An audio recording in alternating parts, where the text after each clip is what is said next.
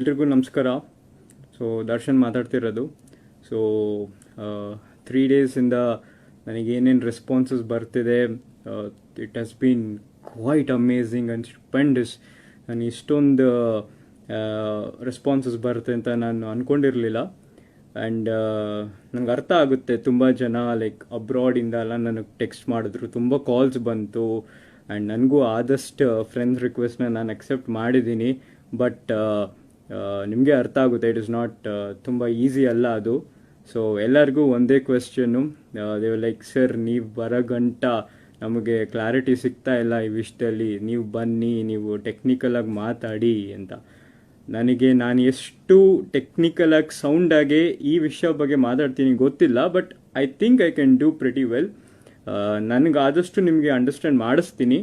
And most of them engineering fields ಅವರು ಅಥವಾ researchers ಅವರು ತುಂಬ ಆ್ಯಂಗ್ರಿ ಆಗಿದ್ದಾರೆ because of this. But I will make sure that ನೀವೇನು ಕೇಳ್ತಾ ಇದ್ದೀರಾ ಟೆಕ್ನಿಕಲ್ ಆಗಿ ನಾನು ಸಿಂಪಲ್ ಭಾಷೆಯಲ್ಲಿ ನಾನು ಹೇಳ್ತೀನಿ.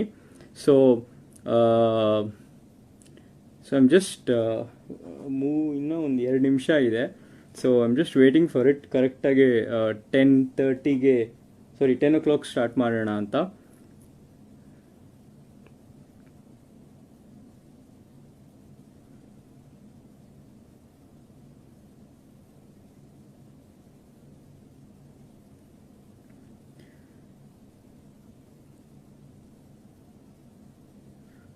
ಸೊ ಸ್ವಲ್ಪ ಇವಾಗ ನಾನು ಏನು ಮಾತಾಡ್ತೀನಿ ಸ್ವಲ್ಪ ಜಾಸ್ತಿ ಟೆಕ್ನಿಕಲ್ ಆಗಿರ್ಬೋದು, ಸ್ವಲ್ಪ ಬೋರಿಂಗ್ ಅನ್ನಿಸ್ಬೋದು. ಬಟ್ ನಾನು ಇವಾಗ ಏನು ಮಾಡ್ತಿದ್ದೀನಿ ಇಟ್ ಹ್ಯಾಸ್ ಪ್ರಾಪರ್ ರೀಸನ್ಸ್. ತುಂಬ ರೀಸನ್ಸ್ ಇದೆ ನಾನು ಯಾಕೆ ಇದನ್ನು ಮಾಡ್ತಿದ್ದೀನಿ ಅಂತ.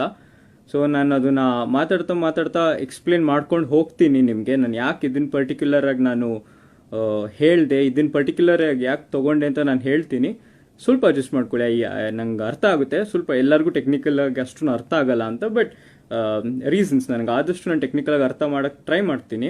ಸೊ ಓಕೆ, ಸ್ಟಾರ್ಟ್ ಮಾಡೋಣ. ಸೊ ತುಂಬ ಮೆಸೇಜಸ್ ಬಂತು, ತುಂಬ ಅಂದರೆ ತುಂಬ ಬಂತು. ಆ್ಯಂಡ್ ಅದರೊಳಗೆ ಕಾಮನ್ ಕ್ವೆಶ್ಚನ್ಸ್ ಬಂದಿದ್ದು 3. ಒಂದು ಬಂದು, ಸರ್ ನಿಜವಾಗ್ಲೂ ರಿಸರ್ಚ್ ನಡೆದಿದ್ಯಾ? ಸೆಕೆಂಡ್ ಒನ್, ಸರ್ ಮೇಲ್ ಬಂತಾ? ಥರ್ಡ್ ಒನ್, ಸರ್ ಒಬ್ಬ ರಿಸರ್ಚರ್ ಇವಾಗ ಅವರು ನಿಜವಾಗ್ಲೂ ಏನಾದರೂ ಮಾಡಿದ್ರು ಅದು ಕನ್ಸಿಡರ್ ಆಗುತ್ತಾ, ನಾವು ಹೇಗೆ ನಂಬೋದು ಅಂತ. ಸೊ ಫಸ್ಟಿಂದ ಸ್ಟಾರ್ಟ್ ಮಾಡೋಣ. ಫಸ್ಟ್ ಇಸ್ ರಿಸರ್ಚ್ ನಡೆದಿದ್ಯಾ? ನಾನು ಕೇಳಿದ್ರೆ my answer is no, flat no. ಯಾವುದೇ ತರಹದ ವ್ಯಾಲಿಡೇಟೆಡ್ ರಿಸರ್ಚ್ ನಡೆದಿಲ್ಲ. ಸರ್ ನೀವು ಹೇಗೆ ಹೇಳ್ತೀರಾ, ನೀನು ಹೇಗೆ ಹೇಳ್ತೀಯ ಗುರು ರಿಸರ್ಚ್ ನಡೆದಿಲ್ಲ ಅಂತ? ಅಲ್ಲಿ ಭಾಷಣ ಇದೆ, ಒಂದು ಸೂಪರ್ಸಾನಿಕ್ ಸ್ಪೀಡಲ್ಲಿ ಹೋಗ್ತಿರೋ ಆಕ್ಟಾಕಾಪ್ಟರ್ ಅಂದರೆ 8 ಭುಜಗಳಿರುವ ಒಂದು ಡ್ರೋನ್ ಅಷ್ಟೇ ಆಕ್ಟಾಕಾಪ್ಟರ್ ಅಂದರೆ. ಅದೇ ಥರ ಕ್ವಾಡ್ ಅಂದರೆ 4, ಹೆಕ್ಸಕಾಪ್ಟರ್ ಅಂದರೆ 6 ಭುಜಗಳಿರುವ ಯಂತ್ರ, ಅಷ್ಟೇ ಡಿಫ್ರೆನ್ಸ್. ಸೊ ಸೂಪರ್ಸಾನಿಕ್ ಸ್ಪೀಡಲ್ಲಿ ಅದು ಹೋಗ್ತಿದ್ಯಂತಲ್ಲ, ಅದು ಯಾರು ಮಾಡಿಲ್ವಂತಲ್ಲ, ಅದಕ್ಕೆ ಒಂದು ಪೇಟೆಂಟು ಬರ್ಬೋದಲ್ಲ. ಯಾಕೆ ಇಲ್ಲ ಅಂತ ಹೇಳ್ತಿದ್ಯಾ? ಅದು ರಿಸರ್ಚ್ ಅಲ್ವಾ? ಯಾಕದು ರಿಸರ್ಚ್ ಅಲ್ಲ ಅಂತ ಹೇಳ್ತಿದ್ಯಾ ಅಂದರೆ, ನಂದು ಸ್ಪೆಷಲೈಸೇಷನ್ ಬಂದ್ಬಿಟ್ಟು ಹೈ ಸ್ಪೀಡ್ ಫೆನೋಮಿನಾ. ಹಂಗಂದ್ರೆ ಇವಾಗ ನಾವು ಸ್ಪೀಡ್ ಬಗ್ಗೆ ಮಾತಾಡಿದ್ರೆ 4 ರೆಜಿಮ್ಸ್ ಬರುತ್ತೆ, 4 ಲೆವೆಲ್ಗಳು. ಒಂದು ಸಬ್ಸಾನಿಕ್ ಅಂತ ಬರುತ್ತೆ, ಒಂದು ಟ್ರಾನ್ಸಾನಿಕ್ ಅಂತ ಬರುತ್ತೆ, ಒಂದು ಸೂಪರ್ಸಾನಿಕ್ ಅಂತ ಬರುತ್ತೆ, ಒಂದು ಹೈಪರ್ಸಾನಿಕ್ ಅಂತ ಬರುತ್ತೆ. ಸೊ ಇವಾಗ ನಾವು ಸೂಪರ್ಸಾನಿಕ್ ಅಂತ ಕನ್ಸಿಡರ್ ಮಾಡಿದ್ರೆ ಅದೇ ಆದ ಒಂದು ಡಿಸೈನ್ ಮಾಡುವ ಪದ್ಧತಿಗಳಿರುತ್ತೆ. ಇವಾಗ ನಾನು ಒಂದು ಸೂಪರ್ಸಾನಿಕ್ ಸ್ಪೀಡಲ್ಲಿ ಹಾರುವ ಯಂತ್ರವನ್ನು ನಾನು ಡಿಸೈನ್ ಮಾಡಬೇಕು ಅಂದರೆ ನಾನು ಫಸ್ಟು ಡಿಸೈನ್ ಮಾರ್ಕ್ ನಂಬರ್ ಅಂತ ಕನ್ಸಿಡರ್ ಮಾಡ್ತೀನಿ. ಮಾರ್ಕ್ 2 ಇಂದ ಮೇಲ್ ಹೋಗುವ ಎಲ್ಲ ಯಂತ್ರಗಳಿಗೆ ನಾವು ಸೂಪರ್ಸಾನಿಕ್ ವೆಹಿಕಲ್ಸ್ ಅಂತ ಕರಿತೀವಿ. So design mark number 1 consider ಮಾಡ್ತೀನಿ. ಸೆಕೆಂಡ್ ಬರೋದು ನಂದು ವಿಸ್ಕಾಸಿಟಿ ಕನ್ಸಿಡರ್ ಮಾಡ್ತೀನಿ, ಟೆಂಪರೇಚರ್ ಕನ್ಸಿಡರ್ ಮಾಡ್ತೀನಿ, ಪ್ರೆಷರ್ ಕನ್ಸಿಡರ್ ಮಾಡ್ತೀನಿ. ಸೊ ಈ ವೇರಿಯಬಲ್ಸ್ನ ನಾನು ಏನು ಮಾಡ್ತೀನಿ ಅಂದರೆ ಈಕ್ವೇಷನ್ಸ್ ಬರುತ್ತೆ, ಗವರ್ನಿಂಗ್ ಈಕ್ವೇಷನ್ಸ್ ಅಂತ ನಾವು ಕರಿತೀವಿ. ಈ ಈಕ್ವೇಶನ್ಸ್ ಅಲ್ಲಿ ನಾವು ಅದನ್ನ ಇನ್ಕಾರ್ಪೊರೇಟ್ ಮಾಡ್ತೀವಿ. ಹಂಗಾದ್ರೆ ನಮಗೆ ಸಿಕ್ಕಿರೋ ವ್ಯಾಲ್ಯೂಸ್ನ ಅದಕ್ಕೆ ರೀಪ್ಲೇಸ್ ಮಾಡ್ತೀವಿ ಅಷ್ಟೇ. ಸೊ ಅದರಿಂದ ನಮಗೆ ಒಂದು ಶೇಪ್ ಬರುತ್ತೆ, ಸೂಪರ್ಸಾನಿಕ್ ಬಾಡಿ ಬರುತ್ತೆ. ಓಕೆ, ಅದನ್ನ ನಾವು ಸೂಪರ್ಸಾನಿಕ್ ಬಾಡಿ ಅಥವಾ ಅದನ್ನ ನಾವು ಕ್ಯಾಡ್ ಮಾಡೆಲ್ ಮಾಡಿಬಿಟ್ಟು ನಾವು ಅನಾಲಿಸಿಸ್ ಮಾಡ್ತೀವಿ.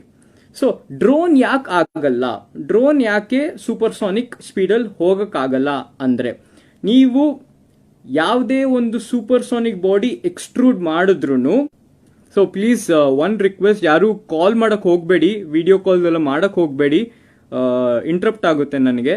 ಸೊ ನಾನು ಆಗ್ಲೇ ಹೇಳ್ದಂಗೆ ಒಂದು ಸೂಪರ್ಸಾನಿಕ್ ಬಾಡಿ ಅಂತ ನಾವು ಇದು ಮಾಡಬೇಕು ಅಂತ ಹೇಳಿ, ಈ ಡ್ರೋನ್ ಯಾಕೆ ಒಂದು ಸೂಪರ್ಸಾನಿಕ್ ಬಾಡಿ ಆಗಲ್ಲ ಅಂತ ಹೇಳಿದ್ರೆ, ನಾವು ಒಂದು ಸೂಪರ್ಸಾನಿಕ್ ಸ್ಪೀಡಲ್ಲಿ ಹೋದ್ರೆ ಆ ಸೂಪರ್ಸಾನಿಕ್ ಬಾಡಿ ಮೇಲೆ ಶಾಕ್ ವೇವ್ಸ್ ಅಂತ ಬೀಳುತ್ತೆ. ಆ ಶಾಕ್ ವೇವ್ಸ್ ಅಂತ ಬಿದ್ದಾಗ ಸೂಪರ್ಸಾನಿಕ್ ಸ್ಪೀಡಲ್ಲಿ ಬೌಂಡ್ರಿ ಲೇಯರ್ ಅಂತ ಒಂದಿರುತ್ತೆ. ಬೌಂಡ್ರಿ ಲೇಯರ್ ಅಂದ್ರೆ ಏನಪ್ಪಾ ಅಂತ ಹೇಳಿದ್ರೆ, ನೀವು ಒಂದು ಗ್ಲಾಸ್ ತಗೊಂಡು ಒಂದು ನಲ್ಲಿ ಕೆಳಗೆ ಇಟ್ರೆ ಆ ಗ್ಲಾಸ್ ಮೇಲೆ ಒಂದು ಥಿನ್ ಲೇಯರ್ ನೀರು ಓಡುತ್ತೆ. ಅದಕ್ಕೆ ನಾವು ಬೌಂಡ್ರಿ ಲೇಯರ್ ಅಂತ ಹೇಳ್ತೀವಿ. ಆ ಬೌಂಡ್ರಿ ಲೇಯರು ಸೂಪರ್ಸಾನಿಕ್ ಸ್ಪೀಡ್ಸ್ ಅಲ್ಲಿ ತುಂಬಾ ಚಿಕ್ಕದಿರುತ್ತೆ. ಅದ್ರ ಮೇಲೆ ಶಾಕ್ಸ್ ಬಿದ್ದಾಗ ಅಲ್ಲಿ ಗ್ಯಾಪ್ ಬರುತ್ತೆ. ಆ ಗ್ಯಾಪ್ ಇಂದ ನಾವು ಸ್ಟಾಗ್ನೇಷನ್ ಪ್ರೆಷರ್ ಎಲ್ಲ ಫಾರ್ಮ್ ಆಗುತ್ತೆ. ಸೊ ಈ ತರದ್ದು ತುಂಬಾ ಸಿವಿಯರ್ ಫೆನಾಮಿನನ್ಸ್ ಇವೆಲ್ಲ. ಇದರಿಂದ ಏರೋಡೈನಮಿಕಲ್ ಹೀಟಿಂಗ್ ಆಗುತ್ತೆ. ಸೊ ಈ ತರದ್ನ ಒಂದು body which is not streamlined in shape ಅಂತ ಹೇಳಿದ್ರೆ, ಇವಾಗ ನಾವು ಒಂದು ಹದ್ದು ನೋಡ್ಬೋದು. ಒಂದು ಹದ್ದು ನೋಡಿದ್ರೆ ಅದ್ರ ಶೇಪು ಸ್ಟ್ರೀಮ್ಲೈನ್ಡ್ ಆಗಿರುತ್ತೆ. ಹಂಗಾದ್ರೆ ಅದು ಮುಂದೆ ಹೋಗೋದಕ್ಕೆ ಹೆಲ್ಪ್ ಮಾಡಂಗೆ ಇರುತ್ತೆ ಅದ್ರ ಬಾಡಿ ಸ್ಟ್ರಕ್ಚರು. ಸಿಮಿಲರ್ಲಿ ಒಂದು ಸೂಪರ್ಸಾನಿಕ್ ಬಾಡಿ ಅದರಿಂದ ಆ ಈಕ್ವೇಶನ್ ಇಂದ ಬರುವಂತ ಎಲ್ಲ ಬಾಡೀಸನ್ನು ಅದೇ ತರ ಸ್ಟ್ರೀಮ್ಲೈನ್ಡ್ ಆಗೇ ಇರಬೇಕು. ನಾವು ಇನ್ನ ಸಿಂಪಲ್ ಆಗಿ ಹೇಳ್ಬೇಕಂದ್ರೆ, ನಾವು ಇಡ್ಲಿ ಹಿಟ್ಟನ್ನ ಯೂಸ್ ಮಾಡಿಬಿಟ್ಟು ಪುಳಿಯೋಗರೆ ಮಾಡೋದಕ್ಕೆ ಆಗಲ್ಲ. ಇಡ್ಲಿ ಹಿಟ್ಟು ಇರೋದು ಇಡ್ಲಿ ಮಾಡೋದಕ್ಕೆ. ಸೊ ಅದು ಇದಕ್ಕೆ ಮ್ಯಾಚ್ ಇಲ್ಲ. ಸೊ ಸೂಪರ್ಸಾನಿಕ್ ಸ್ಪೀಡಲ್ಲಿ ಡ್ರೋನ್ ಹೋಗುತ್ತಾ? ಇದು ಚಾನ್ಸೇ ಇಲ್ಲ. ಸೂಪರ್ಸಾನಿಕ್ ಅಲ್ಲಿ ಈ ತರ ಡ್ರೋನ್ ಹೋಗೋದಕ್ಕೆ ಚಾನ್ಸೇ ಇಲ್ಲ. ನಾವು ಈ ಡ್ರೋನ್ಸ್ ಎಲ್ಲ ಸಬ್ಸಾನಿಕ್ ಸ್ಪೀಡ್ಸ್ ಅಲ್ಲಿ ಬರುತ್ತೆ. ಸಬ್ಸಾನಿಕ್ ಸ್ಪೀಡ್ಸ್ ಅಲ್ಲಿ ನಾವು ಕನ್ಸಿಡರ್ ಮಾಡೋದು ಲ್ಯಾಮಿನಾರ್ ಫ್ಲೋ ಮತ್ತೆ ಟರ್ಬ್ಯುಲೆಂಟ್ ಫ್ಲೋ ಅಂತ ಇರುತ್ತೆ. ಅಂಡ್ ಟ್ರಾನ್ಸಿಷನ್ ಅಂತ ಇದು ಮಾಡ್ತೀವಿ ನಾವು. Transition from laminar to turbulent flow ಅನ್ನೋದನ್ನ ನಾವು ಸ್ಟಡಿ ಮಾಡ್ತೀವಿ. That is a predominant fluid dynamic parameter. ನಾವು ಅದ್ರ ಬಗ್ಗೆ ಓದೋದು ಸೂಪರ್ಸಾನಿಕ್ ಸ್ಪೀಡ್ಸ್ ಅಲ್ಲಿ. So next question. So first question answer ಬಂತು, ಸೂಪರ್ಸಾನಿಕ್ ಸ್ಪೀಡ್ಸ್ ಅಲ್ಲಿ ಆ ಡ್ರೋನ್ ಹೋಗಕ್ ಚಾನ್ಸೇ ಇಲ್ಲ. ನೆಕ್ಸ್ಟ್ ಕ್ವೆಶನ್ ಇಸ್, ಸರ್ ಹಾಗಾದ್ರೆ ಇದ್ರ ಬಗ್ಗೆ ರಿಸರ್ಚೇ ನಡೆದಿಲ್ವಾ? ಏನು ಮಾಡಿಲ್ವಾ ಇದ್ರ ಬಗ್ಗೆ? ನನ್ನ ಆನ್ಸರ್ ತಿರ್ಗಾ ನೋ, ಝೀರೋ ರಿಸರ್ಚ್. ಅದಕ್ಕೂ ಎಕ್ಸ್ಪ್ಲೇನ್ ಮಾಡ್ತೀನಿ. ಯಾಕೆ ಅಂತ ಹೇಳಿದ್ರೆ, ಒಂದು ರಿಸರ್ಚ್ ಮಾಡಕ್ ನಾನು ಸ್ಟಾರ್ಟ್ ಮಾಡೋಕ್ಕಿಂತ ಮುಂಚೆ ನಾನು ಏನು ಮಾಡ್ತೀನಿ ಅಂತ ಹೇಳಿದ್ರೆ, ಲಿಟ್ರೇಚರ್ ರಿವ್ಯೂ ಅಂತ ಹೇಳ್ತೀವಿ. ಲಿಟ್ರೇಚರ್ ರಿವ್ಯೂ ಅಂದರೆ, ನಾನು ಇವಾಗ ಒಂದು ರಿಸರ್ಚ್ ಬಗ್ಗೆ ಮಾಡಬೇಕು ಅಂತ ಹೇಳಿದ್ರೆ ನಾನು ಸುಮ್ಮನೆ ಗೂಗಲಲ್ಲಿ ಹೋಗ್ಬಿಟ್ಟು ಇವಾಗ ನಂದು ರಿಸರ್ಚ್ ಟಾಪಿಕ್ ಬಂದ್ಬಿಟ್ಟು ಸ್ಪೇಸ್ ರೈಡರ್ ಅಥವಾ ವೇವ್ ರೈಡರ್ ಅಂತ ಹೇಳ್ತೀನಿ. ನಾನು ಅದನ್ನ ಗೂಗಲಲ್ಲಿ ಹೋಗಿ ವೇವ್ ರೈಡರ್ ಅಂತ ಇದು ಮಾಡಿದ್ರೆ ನನಗೆ ವೇವ್ ರೈಡರ್ ಪೇಪರ್ ಅಂತ ಕೊಟ್ರೆ ಲಕ್ಷ ಬರುತ್ತೆ. ನಾನು ಎಲ್ಲ ಓದೋದಕ್ಕಾಗಲ್ಲ, ಅಂದ್ರೆ ಅಷ್ಟೊಂದು ಟೈಮ್ ಇರಲ್ಲ. It is humanly impossible. ಮನುಷ್ಯನಿಗೆ ಆ ಥರ ಮಾಡೋದಕ್ಕೆ ಆಗಲ್ಲ. ಸೊ ನಾನೇನು ಮಾಡ್ತೀನಿ, ಫಿಲ್ಟರ್ಸ್ ಕೊಡ್ತೀನಿ. ಯಾವ ಥರ ಅಂತ ಹೇಳಿದ್ರೆ, ಸ್ಪೇಸ್ ರೈಡರ್ ಅಂತ ಗೂಗಲ್ ಮಾಡಲ್ಲ ನಾನು, ಹೈಪರ್ಸಾನಿಕ್ ಸ್ಪೇಸ್ ರೈಡರ್ ಅಂತ ಮಾಡ್ತೀನಿ. ಹೈಪರ್ಸಾನಿಕ್ ಅನ್ನೋ ವರ್ಡ್ ಬರುತ್ತೆ, ಸೊ ಫಿಲ್ಟರ್ ಆಗುತ್ತೆ ಅದು. ಸಿಮಿಲರ್ಲಿ ನೆಕ್ಸ್ಟ್ ಫಿಲ್ಟರ್ ಕೊಡ್ತೀನಿ, ಬ್ಲಂಟೆಡ್ ಹೈಪರ್ಸಾನಿಕ್ ವೇವ್ ರೈಡರ್ ಅಂತ. ಸೊ ಬ್ಲಂಟ್ ಬಂತು, ಇನ್ನ ಫಿಲ್ಟರ್ ಆಗುತ್ತೆ. ಅದಾದ್ಮೇಲೆ ಬ್ಲಂಟ್ ನ ಸ್ಪೆಸಿಫೈ ಮಾಡ್ತೀನಿ, 10% ಬ್ಲಂಟೆಡ್, 2 ಸೆಂಟಿಮೀಟರ್ ಬ್ಲಂಟೆಡ್ ಅಂತ ಸ್ಪೆಸಿಫೈ ಮಾಡ್ತೀನಿ. ಅವಾಗ ಎಲ್ಲ ಫಿಲ್ಟರ್ ಆಗಿ ನನಗೆ ಉಳ್ದಿರೋದೇ 10 ಪೇಪರ್ ಮ್ಯಾಕ್ಸಿಮಮ್ ಉಳ್ದಿರುತ್ತೆ. ಸೊ ಆ 10 ಪೇಪರಲ್ಲಿ ನನಗೆ ಫ್ರೀ ಆಕ್ಸೆಸ್. ಇವಾಗ ಸಪೋಸ್ ನಾನು ಒಬ್ಬ ಪ್ರೈವೇಟ್ ರಿಸರ್ಚರ್, ನನ್ನ ಹತ್ರ ಯೂನಿವರ್ಸಿಟಿದು ಪಾಸ್ ಎಲ್ಲ ಇರಲ್ಲ. ಸೊ ಒಬ್ಬ ಫ್ರೀ ರಿಸರ್ಚರ್ ಆದರೆ ನನಗೆ ಫ್ರೀ ಆಕ್ಸೆಸ್ ಅಲ್ಲಿ ಸಿಗೋದು ಒಂದು 2-3 ಪೇಪರ್. ಅದನ್ನ ನಾನು ಡೌನ್ಲೋಡ್ ಮಾಡ್ಕೋತೀನಿ. ಅದನ್ನ ಡೌನ್ಲೋಡ್ ಮಾಡಿಕೊಂಡು ಆ ಯಾರು ಆಥರ್ ಇರ್ತಾರೆ ಅವ್ರ ಬಗ್ಗೆ ನೋಡ್ತೀನಿ. ನನ್ನ ರಿಸರ್ಚು ಮತ್ತೆ ಅವರಿಗೆ ಸಂಬಂಧ ಇದೆಯಾ ಅಂತ. ನಾನು ಅದು ನೋಡಾದ್ಮೇಲೆ ನಾನು ಏನು ಮಾಡ್ತೀನಿ, ಅವ್ರದ್ದು ಸೈಟೇಷನ್ಸ್ ಇಟ್ಕೋತೀನಿ, ಸೊ ದಟ್ ನಾನು ಮುಂದಿನ ಅವ್ರು ಏನಾದರೂ ಇದು ಮಾಡಿದ್ರೆ ನನಗೆ ಗೊತ್ತಾಗ್ಲಿ ಅಂತ. This is the way to start a research. ಯಾವ ಒಳ್ಳೆ ಸೈಂಟಿಸ್ಟನು ಅದು ಯಾವುದೇ ಒಳ್ಳೆ ರಿಸರ್ಚರ್ ಕೂಡ 4ಕ್ಕಿಂತ ಜಾಸ್ತಿ ರೆಫರೆನ್ಸ್ ಪೇಪರ್ ಇಟ್ಕೊಳ್ಳಲ್ಲ. ಯಾಕಂತ ಹೇಳಿದ್ರೆ ಎಲ್ಲ ರಿಸರ್ಚ್ ವಿಲ್ ಬಿ ಸ್ಪೆಸಿಫಿಕ್. ಒಂದು ಕಡೆಗೆ ಮಾತ್ರ ನಾವು ಸ್ಪೆಸಿಫಿಕ್ ಆಗಿ ಓದೋದು, ನಾವು ಎಲ್ಲದನ್ನೂ ಮಾಡೋಕ್ಕಾಗಲ್ಲ. ಸೊ ಪರ್ಟಿಕ್ಯುಲರ್ ಆಗಿ ನಾವು ಸೆಲೆಕ್ಟ್ ಮಾಡಿರ್ತೀವಿ, 4 ರೆಫರೆನ್ಸ್ ಪೇಪರ್ ಅಂತ ಇಟ್ಕೊಂಡಿರ್ತೀವಿ, ಆ್ಯಂಡ್ ನೆಕ್ಸ್ಟ್ ಇದಕ್ಕೆ ಹೋಗ್ತೀವಿ. ಸೊ ನೆಕ್ಸ್ಟ್ ಪ್ರೊಸೀಜರ್ ಬಂದ್ಬಿಟ್ಟು ಒಂದು ಡ್ರೋನ್. ಮಗ ನೀನು ಹೆಂಗೆ ಒಂದು ಡ್ರೋನ್ ಮಾಡ್ತೀಯಾ ಅಂತ ಕೇಳಿದ್ರೆ, drone is a team effort. ಡ್ರೋನ್ನ ಒಂದು ಕಾಂಪ್ಲೆಕ್ಸ್ ಒಂದು ನಾರ್ಮಲ್ ಡ್ರೋನ್ ಇದು ಮಾಡಬೇಕಂದ್ರೆ it is a team effort. ಒಂದು ಡಿಪಾರ್ಟ್ಮೆಂಟ್ ಮಾಡೋಕ್ಕಾಗಲ್ಲ. ಅದರೊಳಗೆ ಒಂದು ಡಿಸೈನ್ ಟೀಮ್ ಇರುತ್ತೆ, ಇನ್ನೊಂದು ಬಂದ್ಬಿಟ್ಟು you have control and guidance. ಇದನ್ನ ಜ್ಞಾಪಕ ಇಟ್ಕೊಳ್ಳಿ, control and guidance. Design team ಬಂದ್ಬಿಟ್ಟು ಯೂಶಲಿ ಮೆಕ್ಯಾನಿಕಲ್ ಇಂಜಿನಿಯರ್ಸ್ ಅವ್ರೇನು ಮಾಡ್ತಾರೆ ಅಂತ ಹೇಳಿದ್ರೆ, ಅದು ಕ್ಯಾಡ್ ಮಾಡೆಲ್ ಇರುತ್ತಲ್ಲ, ನಾನು ಹೇಳಿದ್ನಲ್ಲ ಮುಂಚೆ, ಒಂದು ಈಕ್ವೇಷನ್ಗೆ ಹಾಕ್ಬಿಟ್ಟು ಅದರಿಂದ ಒಂದು ಶೇಪ್ ತೆಗಿತಾರೆ ಅಂತ, ಆ ಮಾಡೆಲ್ನ ಅವರು ಕ್ಯಾಡಲ್ಲಿ ಮಾಡಿಬಿಟ್ಟು next is a very important face. ಅದಕ್ಕೆ ನಾವು ಗ್ರಿಡ್ ಜನರೇಷನ್ ಅಂತ ಹೇಳ್ತೀವಿ. ಗ್ರಿಡ್ ಜನರೇಷನ್ ಏನು ಅಂತ ಹೇಳಿದ್ರೆ, ಆ ಇಡೀ ಬಾಡಿನ ಚಿಕ್ಕ ಪಾರ್ಟ್ ಮಾಡಿಬಿಟ್ಟು ಅದಕ್ಕೆ ಕ್ಯಾಲ್ಕುಲೇಷನ್ ಈಸಿ ಆಗಿ. ಗ್ರಿಡ್ ಜನರೇಷನ್ ತುಂಬ ಕಷ್ಟ. ಇವಾಗ ನಾನು ಮಾಡೋದು ಅದೇ ಗ್ರಿಡ್ ಜನರೇಷನ್. ಇದು CFD ಬರುತ್ತೆ. ಗ್ರಿಡ್ ಜನರೇಷನ್ ಯಾಕೆ ಕಷ್ಟ ಅಂತ ಹೇಳಿದ್ರೆ, ಅದು ಗವರ್ನಿಂಗ್ ಈಕ್ವೇಷನ್ಸ್ ಅಂತೆಲ್ಲ ಇರುತ್ತೆ, ಅದರ ಅನುಸಾರವಾಗಿ ನಾನು ಅದನ್ನ ಮಾಡಬೇಕು. ಕೆಲವು ಕಡೆ ನಾನು ಚಿಕ್ಕದಾಗಿ ಸೇಲ್ಸ್ ಮಾಡಬೇಕು ಅಂತ ಇರುತ್ತೆ, ಕೆಲವು ಕಡೆ ದೊಡ್ಡದಾಗಿ ಮಾಡಬೇಕು ಅಂತ ಇರುತ್ತೆ, ಕೆಲವು ಕಡೆ ಟಾಪಾಲಜಿ ಚೇಂಜ್ ಆಗುತ್ತೆ, ಸ್ಟ್ರಕ್ಚರಲ್ ಗ್ರಿಡ್ ಇರುತ್ತೆ, ಅನ್ಸ್ಟ್ರಕ್ಚರಲ್ ಗ್ರಿಡ್ ಇರುತ್ತೆ, ಈ ಥರ ತುಂಬ ಬರುತ್ತೆ. ಸೊ ನಾನೇನು ಮಾಡ್ತೀನಿ, ಅದನ್ನೆಲ್ಲ ಮಾಡಿ ನೆಕ್ಸ್ಟ್ ಬರೋದು ಬೌಂಡ್ರಿ ಕಂಡೀಷನ್ಸ್ ನಾನು ಕೊಡ್ತೀನಿ. ಫಾರ್ ಎಕ್ಸಾಂಪಲ್, ವಾಲ್ ಹತ್ರ ಸ್ಲಿಪ್ ಇರಲ್ಲ ಅಂತ ನಾನೊಂದು ಬೌಂಡ್ರಿ ಕಂಡೀಷನ್ ಕೊಡ್ತೀನಿ, ವಾಲ್ ಅವೇ ಕೋರ್ಸ್ ಆಗಿರುತ್ತೆ ಅಂತ ಇನ್ನೊಂದು ಬೌಂಡ್ರಿ ಕಂಡೀಷನ್ ಕೊಡ್ತೀನಿ. ಆ ಥರ ಎಲ್ಲ ಮಾಡಿ ನಾನು ಅನಾಲಿಸಿಸ್ ಮಾಡ್ತೀನಿ. ಒಂದು ಪಾರ್ಟನ ಅನಾಲಿಸಿಸ್ಗೆ ಸಬ್ಜೆಕ್ಟ್ ಮಾಡ್ತೀನಿ. ಇದು ಒಬ್ಬ ಮೆಕ್ಯಾನಿಕಲ್ ಇಂಜಿನಿಯರ್ ಮಾಡೋದು. ಅದು ಏನು ಮೆಟೀರಿಯಲ್ ಇಂಟಿಗ್ರಿಟಿ, ಒಂದು ಡ್ರೋನ್ ಇಂಟಿಗ್ರಿಟಿ, ಇದನ್ನ ಮಾಡೋದು ಮೆಕ್ಯಾನಿಕಲ್ ಇಂಜಿನಿಯರ್. ಸೊ ಈ ಕಡೆ ದ ರಿಯಲ್ ಹೀರೋಸ್, ಒಂದು ಡ್ರೋನ್ ಮಾಡೋದಕ್ಕೆ ರಿಯಲ್ ಹೀರೋಸ್, ನಾನೊಬ್ಬ ಮೆಕ್ಯಾನಿಕಲ್ ಇಂಜಿನಿಯರ್ ಆಗಿ ಹೇಳ್ತಾ ಇದ್ದೀನಿ, the real heroes in drone making is electronics, electrical people and may be CS. ನಂಗೆ ಅಷ್ಟು ಐಡಿಯಾ ಇಲ್ಲ. ಈ ಮೂರು they are the real heroes, they are the heart of a drone. ಯಾಕೆ ಹೇಳ್ತಾ ಇದ್ದೀನಿ ಅಂತ ಹೇಳಿದ್ರೆ, electronics and electricals is the most difficult field. ಅದನ್ನ ಯಾಕೆ ಹೇಳ್ತೀನಿ ಅಂದರೆ, ಇವಾಗ ನಾನು ಒಬ್ಬ ಮೆಕ್ಯಾನಿಕಲ್ ಇಂಜಿನಿಯರ್ ಆಗಿ ನಾನೊಂದು ಕೋಡ್ ಓದಬೇಕು ಅಂತ ಹೇಳಿದ್ರೆ, ನನಗೆ ಈಕ್ವೇಷನ್ಸ್ ನೋಡಿದ್ರೆ ನನಗೆ ಗೊತ್ತಾಗ್ಬಿಡುತ್ತೆ, ನಾನು ಯಾವ ವೇರಿಯೇಬಲ್ಸ್ನ ನಾನು ಡಿಕ್ಲೇರ್ ಮಾಡಬೇಕು ಅಂತ ನನಗೆ ಗೊತ್ತಾಗುತ್ತೆ. ಈಕ್ವೇಷನ್ಸ್ ನೋಡಿದ್ರೆ ಸಾಕು ನನಗೆ. ಬಟ್ ನಂದು ಲಾಜಿಕ್ ಓರಿಯೆಂಟೆಡ್ ಅಲ್ಲ. ಬಟ್ ನಾವು ಎಲೆಕ್ಟ್ರಾನಿಕ್ಸ್, ಎಲೆಕ್ಟ್ರಿಕಲ್ಸ್ಗೆಲ್ಲ ಬಂದರೆ ಅವರು ಸಿವಿಯರ್ಲಿ ಲಾಜಿಕ್ ಓರಿಯೆಂಟೆಡ್ ಇರುತ್ತೆ. ನನಗೆ ಅಷ್ಟೊಂದು ಟರ್ಮಿನಾಲಜೀಸ್ ಗೊತ್ತಿಲ್ಲ, ಬಿಕಾಸ್ ನನ್ನ ಬ್ಯಾಕ್ಗ್ರೌಂಡ್ ಅದಲ್ಲ. But they have all this latches ಇರುತ್ತೆ, ವೆರಿಲಾಗ್ ಆಪರೇಟರ್ಸ್ ಅಂತ ಇರುತ್ತೆ, ಅದಾದ್ಮೇಲೆ ದೇ ಹ್ಯಾವ್ ದಿಸ್ ಲೂಪ್ಸ್ ಇರುತ್ತೆ, ಆಮೇಲೆ ಅದು ಕ್ಲಾಕ್ ಎಜ್ಜು ಸಿಗ್ನಲ್ ಇಲ್ಲಿ ಪಾಸ್ ಆದರೆ 0 to 1 ಆ ಥರ ಎಲ್ಲ ಇರುತ್ತೆ. It is completely logic oriented. Logic ಎಷ್ಟು ಇರುತ್ತೆ ಅಂತ ಹೇಳಿದ್ರೆ, ಅದು ನಾವು ಅರ್ಥ ಮಾಡಿಕೊಂಡು ಮಿಸ್ಟೇಕ್ ಇಲ್ಲದೆ ಮಾಡೋದಕ್ಕೆ ತುಂಬ ಟೈಮ್ ಬೇಕು. ಇವಾಗಲೂ ಎಷ್ಟೊಂದು ಜನ ತುಂಬ ಹೈ ಪೋಸ್ಟಲ್ಲಿ ಇರೋರು ಇವಾಗಲೂ ಮಿಸ್ಟೇಕ್ ಮಾಡ್ತಾರೆ. ಈ ಥರ ಲಾಜಿಕ್ನ ತಿಳ್ಕೊಂಡು ನಾವು ಪ್ರೋಗ್ರಾಮಿಂಗ್ ಸ್ಟಾರ್ಟ್ ಮಾಡ್ತೀವಿ. ಈ ಎಲ್ಲ ಲಾಜಿಕ್ನ ತಿಳ್ಕೊಂಡು ನಾವು ಒಂದು ಡ್ರೋನ್ ಪ್ರೋಗ್ರಾಮಿಂಗ್ನ ಸ್ಟಾರ್ಟ್ ಮಾಡ್ತೀವಿ. ಸೊ ನಾವು ಓಕೆ, ಫಾರ್ ಎಕ್ಸಾಂಪಲ್ ಡ್ರೋನ್ ನಾವು ಪ್ರೋಗ್ರಾಮಿಂಗ್ ಚೆನ್ನಾಗಿ ಮಾಡಿದ್ರೆ ಸಕ್ಸಸ್ಫುಲ್ ಆಯಿತು. ಈ ಎಲ್ಲ ಪಾರ್ಟ್ಸ್ನ ಇಂಟಿಗ್ರೇಟ್ ಮಾಡಿ ನಾವು ಡೈರೆಕ್ಟಾಗಿ ಹೋಗ್ಬಿಟ್ಟು ಟೆಸ್ಟ್ ಮಾಡಲ್ಲ. ಏನು ಮಾಡ್ತೀವಿ, computational space or virtual space ಅಂತ ಕರಿತೀವಿ. ನಮ್ಮ ಸಿಸ್ಟಮಲ್ಲಿ ಒಂದು ನಾರ್ಮಲ್ ಎನ್ವೈರ್ನಮೆಂಟಲ್ಲಿ ಹೇಗೆ ಓಡುತ್ತೆ, ಒಂದು ಡ್ರೋನ್ ಹೇಗೆ ಮೂವ್ ಆಗುತ್ತೆ, ಅದನ್ನು ನಾವು ಸಿಮ್ಯುಲೇಟ್ ಮಾಡ್ತೀವಿ. ಅದೇ ಕಂಡೀಷನ್ಸಲ್ಲಿ ನಾವು ಸಿಮ್ಯುಲೇಟ್ ಮಾಡ್ತೀವಿ. ಸಿಮ್ಯುಲೇಟ್ ಮಾಡಿದ ತಕ್ಷಣ ನಮಗೆ ವ್ಯಾಲ್ಯೂಸ್ ಬರುತ್ತೆ. ನಾನು ಅವತ್ತು ಏನು ಕೇಳಿದೆ ಕ್ವೆಶನ್, ಲಿಫ್ಟ್ ಆ್ಯಂಡ್ ಡ್ರ್ಯಾಗ್, ಅದು ಇಲ್ಲೇ ಬರೋದು. ಸಿಮ್ಯುಲೇಷನ್ಸಲ್ಲಿ ನಮಗೆ ರಿಸಲ್ಟ್ ಬರುತ್ತೆ.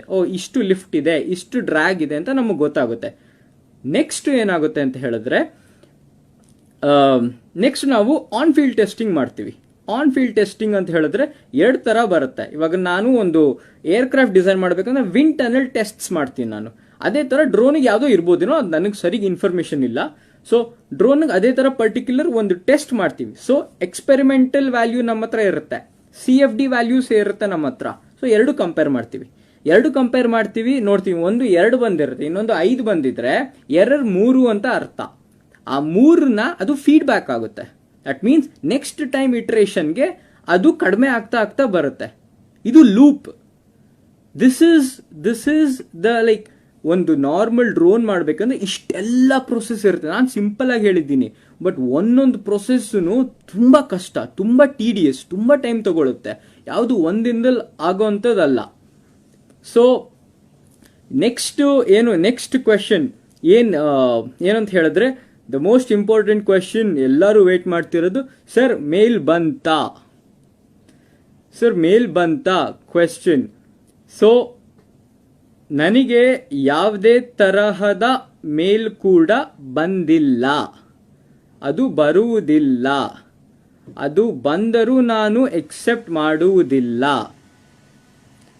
ಯಾಕೆ ಅಂತ ಹೇಳಿದ್ರೆ, ನಾನು ಫಸ್ಟೇ ಹೇಳಿದೆ, ಇದೆಲ್ಲ ಜನರಲ್ ನಾಲೆಜ್ ಅಲ್ಲ. ಒಬ್ಬ ವ್ಯಕ್ತಿಗೆ 170 IQ ಇದ್ರೂ ಸ್ಕಿಲ್ ಇಲ್ಲ ಅಂದ್ರೆ, ಈ ತರ ಬ್ಯಾಕ್ ಗ್ರೌಂಡ್ ಇಲ್ಲ ಅಂದ್ರೆ, ಇವಾಗ ನಾನು ನಿಮ್ಮ ಹತ್ರ ಇಷ್ಟೊಂದು ಮಾತಾಡ್ತಿದ್ದೀನಿ ಅಂತ ಹೇಳಿದ್ರೆ, ನಾನು ಟೆಕ್ನಿಕಲ್ ಬಗ್ಗೆ ನೋಡಿ ಇಷ್ಟು ದೊಡ್ಡ ಬುಕ್ ಓದಿರ್ಬೇಕು ನಾನು, ಇಷ್ಟು ನಾನು ಕಂಫರ್ಟಬಲ್ ಆಗಿ ನಿಮ್ಮ ಹತ್ರ ಮಾತಾಡ್ಬೇಕು ಅಂತ ಹೇಳಿದ್ರೆ, ದಟ್ ಈಸ್ ರಿಸರ್ಚ್. ಆ ಥರ ಇಷ್ಟು ಓದ್ಬಿಟ್ಟು ನಾನು ಮಿಸ್ಟೇಕ್ಸ್ ಮಾಡ್ತೀನಿ. That means I am not perfect. ಅದೇ ಥರ ಯಾವುದೇ ಒಂದು ಬ್ಯಾಕ್ ಗ್ರೌಂಡ್ ಇಲ್ಲದೆ, ಒಂದು ಜನರಲ್ ನಾಲೆಜ್ ಮೇಲೆಲ್ಲ ಇದನ್ನ ಮಾಡೋಕ್ಕಂತೂ ಸಾಧ್ಯ ಇಲ್ಲ. ಸ್ಕಿಲ್ ಬೇಕು. Skill is important. ಸ್ಕಿಲ್ ಇಲ್ಲದೆ ಮಾಡೋಕ್ಕಾಗಲ್ಲ. ಆಮೇಲೆ 1 ವರ್ಷದಲ್ಲಿ ಮಾಡುವಂಥದ್ದ ಕೆಲಸಗಳಲ್ಲ ಇದು. ಒಬ್ಬನಿಗಲ್ಲ ಆಗದೇ ಇಲ್ಲ ಇದು. It is completely inhumane. ಚಾನ್ಸೇ ಇಲ್ಲ ಇದು. ಅದಾದ ನಾನು ಯಾಕೆ ಇಷ್ಟೊಂದು ಕಂಫರ್ಟಬಲ್ ಆಗಿ ಹೇಳ್ತಾ ಇದ್ದೀನಿ ಅಂತ ಹೇಳಿದ್ರೆ, ನನಗೆ ಗೊತ್ತು. And next question. So second question clear ಆಯಿತು. ನನಗೆ ಯಾವುದೇ ಮೇಲ್ ಬಂದಿಲ್ಲ, ಬರೋದೂ ಇಲ್ಲ, ಅದು ನಾನು ಎಕ್ಸೆಪ್ಟು ಮಾಡಲ್ಲ. ಬಿಕಾಸ್ ಒಬ್ಬ ವ್ಯಕ್ತಿ ಒಂದು ಸಿಂಪಲ್ ಕ್ವೆಶನ್ಗೆ ಆನ್ಸರ್ ಮಾಡಕ್ ಆಗ್ತಿಲ್ಲ, ಅದಾದ್ಮೇಲೆ ನನಗೊಂದು 10 ದಿನ ಆದ್ಮೇಲೆ ನನಗೆ ಅದಕ್ಕೆ ಆನ್ಸರ್ ಬಂತು ಅಂತ ಹೇಳಿದ್ರೆ ಯಾರು ಎಕ್ಸೆಪ್ಟ್ ಮಾಡ್ತಾರೆ ಅದನ್ನ? So that being side, next question ನನಗೆ ಬಂದಿದ್ದು, ಸರ್ ನೆಕ್ಸ್ಟ್ ಒಬ್ಬ ರಿಸರ್ಚರ್ ಇವಾಗ ಏನೋ ಒಂದು ಇನೋವೇಷನ್ ಮಾಡಿದೆ. ಇವಾಗ ರಿಸರ್ಚರ್ ಫೀಲ್ಡ್ಗೆ ಒಂದು ಬ್ಲ್ಯಾಕ್ ಲೇಬಲ್ ಇದೆ.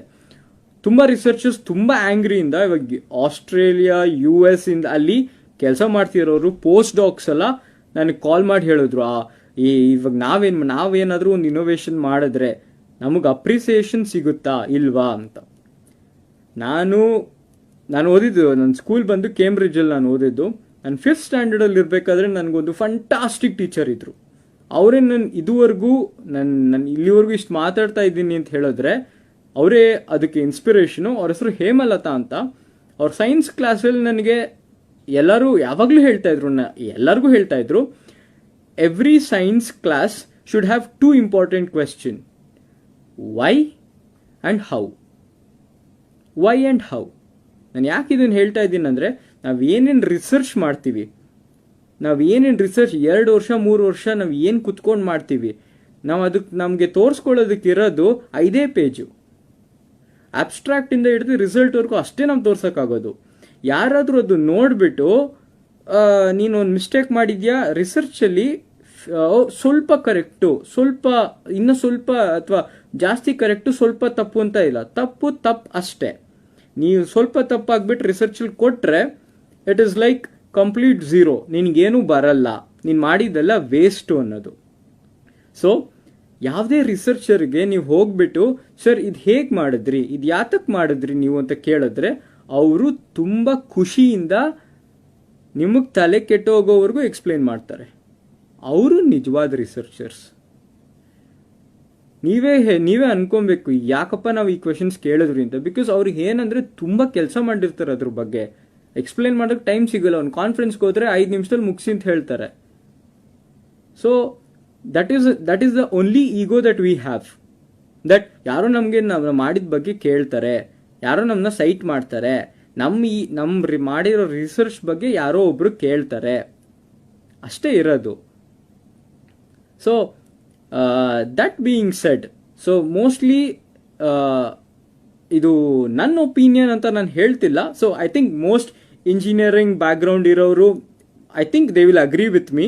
ನಾನು ಇವಾಗ ಹೇಳಿರೋದು ನಾನು ಟೆಕ್ನಿಕಲ್ ಆಗಿ ನಾನು ಏನು ಹೇಳಿದ್ನೋ ಅದ್ರ ಜೊತೆ ನೀವು ಅಗ್ರಿ ಮಾಡ್ತೀರಾ ಅಂತ ಅನ್ಕೊಂಡಿದ್ದೀನಿ. And coming to the other side, which I literally ನನಗೆ ಹೋಗಕ್ಕೆ ಇಷ್ಟ ಇರಲಿಲ್ಲ, but with a heavy heart from 2 days before, ಎರಡು ದಿನ ಹಿಂದೆ ನಾನು ಯಾರು ಅಂತಲೂ ಯಾರಿಗೂ ಗೊತ್ತಿರಲಿಲ್ಲ. ಐ ವಾಸ್ ಅ ನೋ ಬಡಿ. ನಾನು ಇಷ್ಟು ಮಾತಾಡ್ತಿದ್ದೀನಿ, ನಾನು ಇವಾಗ ಮಾತಾಡೋದಕ್ಕೆ ನನಗೆ ಅಷ್ಟು ಯೋಗ್ಯತೆ ಇದೆಯೋ ಅಥವಾ ಅರ್ಹತೆ ಇದೆಯೋ ನನಗೆ ಗೊತ್ತಿಲ್ಲ. ಬಟ್ ಮೊನ್ನೆಯಿಂದ ನನಗೆ ಯಾರೋ ಅಣ್ಣ, ಮಗ, ಮಚ್ಚ, ಅಣ್ಣ ಆ ಥರ ಎಲ್ಲ ಹೇಳಿದ್ರು. ನಂಗೆ ತುಂಬ ಖುಷಿ ಆಯಿತು. ಲೈಫಲ್ಲಿ ನನಗೆ ತುಂಬ ದೊಡ್ಡ ಫ್ಯಾಮಿಲಿ ಸಿಗ್ತೇನೋ ಅಷ್ಟು ಖುಷಿ ಆಯಿತು. ಆ್ಯಂಡ್ ಲೈಕ್ ಒಂದು ಫೀಲಿಂಗ್ ಇದ್ದೇ ಇರುತ್ತೆ ದಟ್ ಒಬ್ಬನ ಬೀಳಿಂದ ನನ್ನ ಏಳಿಗೆ ಆಗ್ತಿದೆ ಅಂತ ಅದು ಇದ್ದೇ ಇದೆ. ಬಿಕಾಸ್ ನನಗೆ ಒಬ್ರು ಮೆಸೇಜ್ ಮಾಡಿದ್ರು, ಅವ್ರು ನನಗೆ ಹೇಳಿದ್ರು ಲೈಕ್ ಅವ್ರ ಸನ್ ಎಕ್ಸ್ಪೈರ್ ಆಗಿದ್ದಾರೆ, ಲೈಕ್ ಅವನು ಇಂಜಿನಿಯರಿಂಗ್ ಸ್ಟೂಡೆಂಟ್ ಆಗಿದ್ದ. ಆ್ಯಂಡ್ ಅವ್ರು ನನಗೆ ಹೇಳಿದ್ರು ಮೋಸ್ಟ್ಲಿ ಅವ್ನು ಇದ್ದಿದ್ರೆ ಅವ್ನು ನಿಂತರನೇ ಮಾತಾಡ್ತಿದ್ನೇನೋ ಕೊಣೋ ಅಂತ. ನಂಗೆ ತುಂಬ ಅದು ಒಂಥರ ಹರ್ಟ್ ಆಯ್ತು ನನಗೆ. ಬಟ್ ದೆನ್ ಅಗೇನ್ ನಾನೇನು ಹೇಳ್ತಾ ಇದ್ದೀನಿ ಅಂದರೆ, ಲೈಕ್ ಎಲ್ಲರಿಗೂ ನಾನು ಕನ್ನಡಿಗರಿಗೆ ನನ್ನ ನಿಜವಾಗ್ಲೂ ಇಲ್ಲಿವರೆಗೂ ನೀವು ದರ್ಶನ್ ಬರಲೇಬೇಕು, ನೀನು ಬರೋ ಗಂಟ ನಮಗೆ ಕನ್ಕ್ಲೂಷನ್ ಸಿಗಲ್ಲ ಅಂತ ಹೇಳ್ದವ್ರಿಗೆ ನಂದು ಒಂದೇ ರಿಕ್ವೆಸ್ಟ್ ಇರೋದು, ತಪ್ಪಾಗಿದೆ, ಪ್ಲೀಸ್ ಫರ್ಗಿವ್ ಮಾಡಿ. ಯಾಕೆ ಹೇಳ್ತಾ ಇದ್ದೀನಿ ಅಂದರೆ, ಹೇಟ್ ಮಾಡೋದು ನಮ್ಮ ಗುಣ ಅಲ್ಲ. ನಾವು ಕನ್ನಡಿಗರು, ನಾವು ಹೇಟ್ ಮಾಡಬಾರದು. ತಪ್ಪು ನಡೆದಿದೆ. ಇಂಟ್ರೆಸ್ಟ್ ಇದ್ದರೆ ಅದ್ರ ಬಗ್ಗೆ ಓದಲಿ, ಡೈನಾಮಿಕ್ಸ್ ಓದಲಿ, ಮೆಕ್ಯಾನಿಕ್ಸ್ ಓದಲಿ, ಕೈನಾಮೆಟಿಕ್ಸ್ ಓದಲಿ, ಅಚೀವ್ ಮಾಡಲಿ, ಖುಷಿ. ನಾವು ನಮ್ಮ ಕರ್ನಾಟಕಕ್ಕೆ ಮಾಡದೆ ಬೇರೆ ಎಲ್ಲಿ ಮಾಡೋಕ್ಕೆ ಇದಾಗುತ್ತೆ. ಒಬ್ಬ ಕನ್ನಡಿಗ ಇಷ್ಟು ಒಂದು ವರ್ಲ್ಡ್ ಸ್ಟೇಜಲ್ಲಿ ರಿಪ್ರೆಸೆಂಟ್ ಮಾಡಿದ್ದಾನಂದರೆ ನಮಗೆ ಎಲ್ಲರಿಗೂ ಹೆಮ್ಮೆ ಆಗುತ್ತೆ. ಸೊ ಇನ್ನೊಂದು ಹೇಳಕ್ಕೆ ಇಷ್ಟಪಡ್ತೀನಿ, ನಾನು ಮೊನ್ನೆಯಿಂದ ತುಂಬ ಇಂಟರ್ವ್ಯೂಸ್ಗೆಲ್ಲ ಕರೆದಾಗ ನಾನು ರಿಜೆಕ್ಟ್ ಮಾಡಿದೆ. ಓನ್ಲಿ ರೀಸನ್ ಬೀಯಿಂಗ್, ಈ ಥರ ವಿಷಯ ಎಲ್ಲ ಸ್ಪ್ರೆಡ್ ಆಗಬಾರ್ದು. ಯಾಕಂದರೆ ಇದು ಜಾಸ್ತಿ ಸ್ಪ್ರೆಡ್ ಆಗ್ತಾ ನಮ್ಮ ಸ್ಟೇಟಿಗಿನ್ನ ವ್ಯಾಲ್ಯೂನೇ ಡೌನ್ ಆಗೋದು. ಸೊ ಇದೆಲ್ಲ ಸ್ಪ್ರೆಡ್ ಆಗಬಾರ್ದು. This should stop. ನಿಮಗೆ ಇವಾಗ ಕನ್ಕ್ಲೂಷನ್ ಸಿಕ್ಕಿದೆ ಅಂತ ಅನ್ಕೋತೀನಿ. ನೀವು ಕೇಳ್ದಂಗೆ ದರ್ಶನ್ನೇ ಬಂದು ಮಾತಾಡಿರೋದು. ಟೆಕ್ನಿಕಲ್ ಆಗಿ ಮೆಕ್ಯಾನಿಕಲಲ್ಲಿ ನಾನು ತಪ್ಪು ಮಾಡಿರಲ್ಲ, ನನಗೆ ಗೊತ್ತು, ನನ್ನ ರಿಸರ್ಚ್ ಅದು. ಎಲೆಕ್ಟ್ರಾನಿಕ್ಸ್ ರಿಲೇಟೆಡ್ ನಾನು ಏನೋ ತಪ್ಪು ಹೇಳಿದ್ರೆ, ಸೊ ನೀವು ನನ್ನ ಕರೆಕ್ಟ್ ಮಾಡಿ, ಈ ಥರ ಮಾಡು, ಈ ಥರ ಕಣೋ, ನೀನು ಹೇಳಿದ ತಪ್ಪು ಅಂತ ಇದು ಮಾಡಿ. I am very approachable. ನನ್ನ ಇನ್ಸ್ಟಾಗ್ರಾಮ್ ಹ್ಯಾಂಡಲ್ ಇದೆ ನಿಮ್ಮ ಹತ್ರ, so you can text me, very happy. But ನಾನು ಕೇಳೋದು ಒಂದೇ ಇಷ್ಟು. ಆ್ಯಂಡ್ ಒಂದು ಹೇಳಬೇಕು, Karnataka's troll pages and memes are unbelievable, awesome. They are like out of the world, unparalleled. ಯಾಕೆ ನಾನು ಹೇಳ್ತಾ ಇದ್ದೀನಿ ಅಂತ ಹೇಳಿದ್ರೆ, ಇಟ್ ಇಸ್ ನಾಟ್ ದಟ್ ನನ್ನ ಅವ್ರು ಫೇಮಸ್ ಮಾಡಿಬಿಟ್ರು ಓವರ್ ನೈಟ್ ಅಂತ ಅಲ್ಲ. They respected my privacy a lot. ಅದು ತುಂಬ ಇಂಪಾರ್ಟೆಂಟ್. ಬಿಕಾಸ್ ಬೆಳಗ್ಗೆ ರಾತ್ರಿ ನನ್ನ ಫೋನ್ನ ನಾನು ಸ್ವಿಚ್ ಆಫ್ ಮಾಡೋಕ್ಕಾಗಲ್ಲ. ಯಾಕಂದರೆ ನಂಗೆ ಲ್ಯಾಬಿಂದ ಕಾಲ್ಸ್ ಬರುತ್ತೆ, ಮಿಡ್ ನೈಟಿಂದನೂ ಕಾಲ್ಸ್ ಬರ್ಬೋದು. ಅದಕ್ಕೆ ನಾನು ಫೋನ್ನ ಸ್ವಿಚ್ ಆಫ್ ಮಾಡೋಕ್ಕಾಗಲ್ಲ. ಸೊ ಬರ್ತಿತ್ತು ತುಂಬ, ಸರ್ ಪ್ಲೀಸ್ ಇಂಟರ್ವ್ಯೂಗೆ ಬನ್ನಿ, ಅದಕ್ಕೆ ಬನ್ನಿ, ಇದಕ್ಕೆ ಬನ್ನಿ ಅಂತ. ನಾನು ಹೇಳಿದೆ, this is a very sensitive thing. ಈಗ ಇಂಟರ್ವ್ಯೂ ಮಾಡೋದ್ರಿಂದ ತುಂಬ ಜಾಸ್ತಿ ಇದು ಎಸ್ಕ್ಯುಲೇಟ್ ಆಗುತ್ತೆ. ಸೊ ನಾನೇ ಲೈವ್ಗೆ ಹೋಗ್ತೀನಿ, ನಾನೇ ಮಾತಾಡ್ತೀನಿ. ನಾನು ಬರಬೇಕು ಅಂತ ಜನ ಕೇಳಿರೋದು, ನಾನೇ ಬರ್ತೀನಿ. I think this is a proper conclusion and they are awesome. So ನಾನು ಅವ್ರಿಗೆ ಕೈ ಮುಗ್ದು ಕೇಳ್ಕೊತೀನಿ. ಸೊ ಪ್ಲೀಸ್ ಜನರಿಗೆ ಲೈಕ್ ಈ ಥರ ಅವನ ಮೇಲೆ ಹೇಟ್ ಬೇಡ, ಈ ಸಿಚುವೇಶನ್ ಬಗ್ಗೆ ಹೇಟ್ ಬೇಡ. So let us forgive. ನಮ್ಮ ಇಡೀ ಕರ್ನಾಟಕದಲ್ಲಿ ಒಂದು ದೊಡ್ಡ ಸೂತ್ಕ ಇದೆ ನಮಗೆ ಇವಾಗ, ಕೊರೋನಾ ಅನ್ನೋದು. ನಾವು ಅದನ್ನ ಗೆಲ್ಲೋಣ ಫಸ್ಟು. ಅದ್ರ ಮುಂದೆ ಇದೆಲ್ಲ ಏನೂ ಇಲ್ಲ. ಅದು ನಾವು ಚೆನ್ನಾಗಿದ್ರೆ ಎಲ್ಲ ಮಾಡ್ಬೋದು. ಸೊ ಅದು ಒಂದು ನನ್ನ ಕಡೆಯಿಂದ ರಿಕ್ವೆಸ್ಟ್.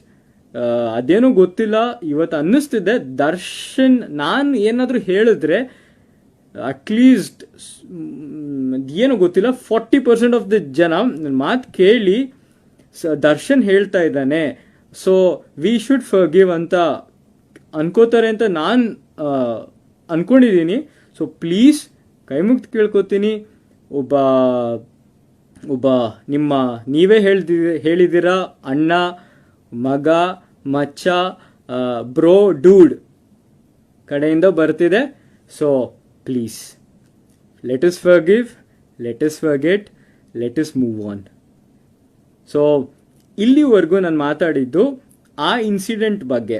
ಸೊ ನಾನು ಇನ್ನೂ ಸ್ವಲ್ಪ ಹೊತ್ತು ಮಾತಾಡ್ತೀನಿ, that is not related to this. So ಇವಾಗ ನಾನು ಹೇಳ್ದಂಗೆ ಮುಗೀತಿದ್ದು, ನಾನು ಇದ್ರ ಬಗ್ಗೆ ತಿರ್ಗಾ ಮಾತಾಡಲ್ಲ. ಸೊ ನಿಮಗೆ ಬೇಕಾಗಿರೋ ಕನ್ಕ್ಲೂಷನ್ ನಾನು ಕೊಟ್ಟಿದ್ದೀನಿ ಅಂತ ನಾನು ಅನ್ಕೊಂಡಿದ್ದೀನಿ. ಸೊ ನೆಕ್ಸ್ಟ್ ನಾನು ಮಾತಾಡೋದು, ತುಂಬ ಜನ ನನಗೆ ಲೈಕ್ ಸರ್ ನಾವು ಟೆಕ್ನಿಕಲ್ ಫೀಲ್ಡಲ್ಲಿ ಇದ್ದೀವಿ, ನಾವು ಈ ಥರ ಮಾಡ್ತಾ ಇದ್ದೀವಿ, ಹೌ ಕ್ಯಾನ್ ವಿ, ನಮಗೆ ಅಡ್ವೈಸ್ ಬೇಕು ಆ ಥರ. ಇದು ನಾನು ಹೇಳಿದೆ, ಸರ್ ನೀವೆಲ್ಲ ತುಂಬ ದೊಡ್ಡವರು, ನನ್ನ ಪ್ಲೀಸ್ ಯಾರು ಸರ್ ಅಂತೆಲ್ಲ ಅಡ್ರೆಸ್ ಮಾಡಬೇಡಿ. I am just 24 years of old, above average intelligence ಅಷ್ಟೇ ಇರೋದು. ನಾನು ಏನು ಮಾಡ್ದಿರೋ ಕೆಲಸ ಎಲ್ಲ ಏನು ಮಾಡಿಲ್ಲ, ನಾನು ಅಬೋವ್ ಆವ್ರೇಜ್ ಇಂಟೆಲಿಜೆನ್ಸ್ ಅಷ್ಟೇ. ಬಟ್ ನನಗೆ ಗೊತ್ತಿರೋದ ಬಗ್ಗೆ ನೀವು ಏನು ಕೇಳಿದ್ರು I am ready to help you all. And ನನಗೆ ಗೊತ್ತಿಲ್ಲ ಅಂತ ಹೇಳಿದ್ರು ನನ್ನ ಲ್ಯಾಬಲ್ಲಿ ನನ್ನ ಪಕ್ಕ ಇದೊಂದು ಹೇಳಬೇಕು, ನನ್ನ ಲ್ಯಾಬಲ್ಲಿ ನನ್ನ ಪಕ್ಕ ನಿಕೋಲಸ್ ಅಂತ ಕೂತ್ಕೋತಾನೆ, ನಿಕೋಲಸ್ ಜಾರ್ಡಿನ್ ಜಾಕ್ ಅಂತ, ಫ್ರೆಂಚಿಂದ. Most amazing person. I think ನನ್ನ ಕೇಳಿದ್ರೆ ನನಗೆ ಗೊತ್ತಿರೋದ್ರಲ್ಲಿ he is the most knowledgeable person ನನಗೆ ಗೊತ್ತಿರೋದು. ಸುಮ್ಮನೆ ಎಲ್ಲರಿಗೂ ಗೊತ್ತಿರಲಿ ಅಂತ ಹೇಳಿದೆ.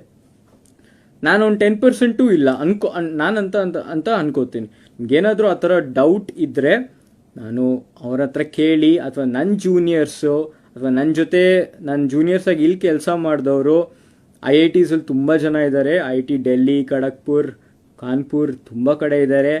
I can help you with it. And ನಾನು ನನ್ನ ರಿಸರ್ಚಲ್ಲಿ ಇನ್ವಾಲ್ವ್ ಆಗ್ತೀನಿ. And when I come back like maybe next year ISTS ಅಲ್ಲಿ ನಂದು ಒಂದು ಕಾನ್ಫರೆನ್ಸ್ ನಾನು ಪೇಪರ್ ಪ್ರೆಸೆಂಟ್ ಮಾಡಬೇಕು ಅಂತ ಅಂದ್ಕೊಂಡಿದ್ದೀನಿ. Hope everything goes good. And ನಾನು ನಿಜವಾಗ್ಲೂ ಆ್ಯಂಡ್ ಕರ್ನಾಟಕಕ್ಕೆ ಬಂದಾಗ ಎಲ್ಲರೂ ಹೇಳ್ತೀರಿ, ಸರ್ ಪ್ಲೀಸ್ ಬನ್ನಿ, ನೀವು ಟೆಕ್ನಿಕಲ್ ಟಾಕ್ ಮಾಡಿ ನಮ್ಮ ಕಾಲೇಜಲ್ಲಿ. ಖಂಡಿತ ಬರ್ತೀನಿ. ನನ್ನ ರಿಸರ್ಚ್ ಒಳ್ಳೆ ಫೇಸಲ್ಲಿ ಇದ್ದರೆ ನಾನು ಖಂಡಿತ ಬಂದು ಮಾತಾಡ್ತೀನಿ. ಆ್ಯಂಡ್ ಒಂದು ಫೋರಮ್ ಆರ್ಗನೈಸ್ ಮಾಡಿ ಅಂತ ಹೇಳ್ತಾ ಇದ್ರು. ಅದ್ರ ಬಗ್ಗೆ ನನಗೆ ಅಷ್ಟೊಂದು ಐಡಿಯಾ ಎಲ್ಲ ಇಲ್ಲ. ಬಟ್ ನನ್ನ ಕರ್ನಾಟಕಕ್ಕೆ ವಾಪಸ್ ಬಂದಾಗ ನೀವು ಲೈಕ್ ಏನಾದರೂ ಇದು ಮಾಡಿ ಒಂದು ಡಿಸ್ಕಷನ್ ಏನಾದರೂ ಆರ್ಗನೈಸ್ ಮಾಡಿ ಕರೀರಿ, ಖಂಡಿತ ನಾನು ಬರ್ತೀನಿ. ಆ್ಯಂಡ್ ಇಷ್ಟೊಂದು ಪ್ರೀತಿ ಕೊಟ್ಟಿದ್ದೀರಾ. ಆ್ಯಂಡ್ ಅದನ್ನು ನಾನು ವ್ಯಾಲ್ಯೂ ಮಾಡಲಿಲ್ಲ ಅಂದರೆ that is sin on my part. So I will always be grateful for it. ಯಾವಾಗಲೂ ನಾನು ಇದನ್ನು ಇಟ್ಕೊಂಡಿರ್ತೀನಿ. These 2 days were like completely different for me. And I hope you support me. ಇದನ್ನು ಹಾಗೆ ಇಟ್ಕೊಳ್ಳಿ, ಮರಿಬೇಡಿ, ಅಷ್ಟೇ ಕೇಳೋದು. And with that being said, ಅದೇ ಲಾಸ್ಟಲ್ಲಿ ಇದೊಂದೇ ನಾನು ಕೇಳ್ಕೊಳ್ಳೋದು, ಲೆಟ್ಸ್ ಫರ್ಗೆಟ್ ದಿಸ್. ಇನ್ನೊಂದ್ಸತಿ ಇದ್ರ ಬಗ್ಗೆ ಮಾತಾಡಬೇಡಿ. ತಪ್ಪಾಗಿದೆ, ಆಗುತ್ತೆ. So let us forgive and forget. ಎಲ್ಲರ ಹತ್ರನೂ ಇದೇ ಕೇಳ್ಕೊಳ್ಳೋದು. ಆಮೇಲೆ ಈ ಕೊರೋನಾ ಅನ್ನೋದು ತುಂಬ ಹರಡ್ತಾ ಇದೆ. ಸೊ ಎಲ್ಲರೂ ಹುಷಾರಾಗಿರಿ, take care. And I hope you all a very happy life.